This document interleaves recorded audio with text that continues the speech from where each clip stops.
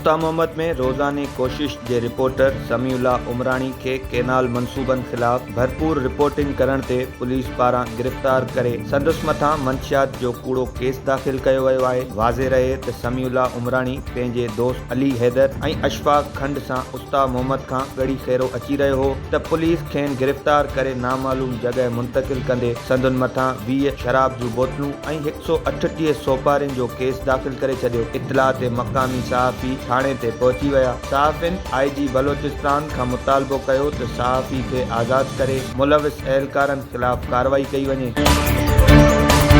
कंडियारो में तालका education officer Mohammad Jafar Kaleri पारां तालके जे मुख़्तलिफ़ स्कूलनि जे उस्तादनि में तदरीसी किताब विरहाया विया। इन मौक़े ते तालका एजुकेशन ऑफिसर मोहम्मद जाफ़र जो चवणु हो त क़ौमूं तालीम सां तरक़ी कंदियूं आहिनि। जेकॾहिं असां वटि मयारी तालीम न हूंदी त असांजो वजूद ख़तरे में पइजी वेंदो। क़ौम जो मुस्तक़बिल तालीम सां जुड़ियल हूंदो आहे। तालीम माण्हू खे कामयाबी जी बुलंदी ते पहुचाईंदी आहे। कंडियारो तालके अंदरि तालीमी निज़ाम बहितर तरीक़े सां हली रहियो आहे।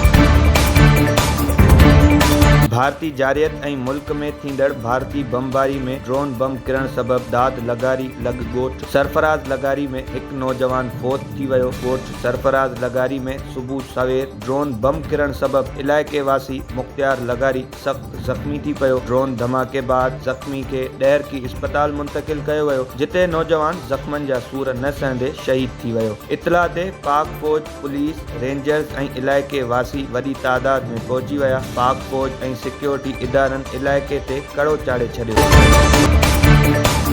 वॻण में सहाफ़िन ऐं शहरनि पारां पाक फ़ौज जी हिमायत ऐं भारतीय जारियत ख़िलाफ़ रैली कढी वई। रैली जे अॻुवाणनि हथनि में पाकिस्तानी परचम खणी मोदी सरकार जी जंगी जुनूनियत ख़िलाफ़ सख़्त नारेबाज़ी। इन मौक़े ते मोहम्मद बख्श ख़ासकेली, साजिद बलोच, शबीर अहमद चांडियो ऐं ॿियनि चयो त मोदी जंगी जुनून में वठिजी वियो आहे। पहलगाम वाक़िए जो हथरादू ड्रामो रचाए मनगढ़ंत ऐं बेबुनियाद इल्ज़ाम पाकिस्तान मथां लॻाए रहियो आहे। बुज़दिल भारतीय फ़ौज जे हथां राति जी ऊंदाहि में आम शहरिन खे बेगुनाह शहीद ऐं ज़ख़्मी कयो वियो आहे। नवाबशाह में हिंदुस्तान जी जारियत ख़िलाफ़ ऐं पाक फ़ौज जी हिमायत में board of intermediate and secondary education शहीद बेनज़ीराबाद पारां चेयरमैन आसिफ मेमन, डॉक्टर फारूक राशिदी ऐं ॿियनि जी अॻुवाणी में बोर्ड ऑफिस खां प्रेस क्लब नवाबशाह ताईं रैली कढी वई। हिंदुस्तान ऐं मोदी सरकार पारां पाकिस्तानी इलाइक़नि में मासूम शहरिन खे शहीद करण ऐं जारियाना कार्रवाई जी सख़्त लफ़्ज़नि में मज़म्मत करियूं था। पाक फ़ौज बरवक़्त कार्रवाई करे इंडिया खे सबक़ सेखारियो आहे।